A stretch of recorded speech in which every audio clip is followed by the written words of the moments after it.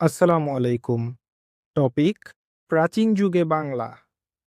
গঙ্গারিডাই রাজ্যের অস্তিত্বকাল খ্রিস্টপূর্ব ৪র্থ শতক। গঙ্গারিডি সম্পর্কে জানার উৎস: উত্তর, গ্রিক লেখকদের বিবরণ। গঙ্গারিডাই রাজ্যের অবস্থান ছিল বাংলায়।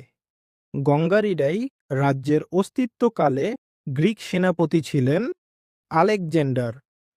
বর্তমান বৃহৎ ঢাকা জেলা প্রাচীনকালে কোন জনপদে অন্তর্ভুক্ত ছিল? বঙ্গ। কুষ্টিয়া জেলা কোন জনপদে অবস্থিত? বঙ্গ। বর্তমান বৃহৎ বরিশাল ও ফরিদপুর এলাকা প্রাচীনকালে কোন জনপদে অন্তর্ভুক্ত ছিল? উত্তর, বঙ্গ। ভিডিওটি ভালো লাগলে অবশ্যই একটি লাইক দিবেন। ফলো অথবা সাবস্ক্রাইব করে আমাদের সাথে থাকবেন। ধন্যবাদ।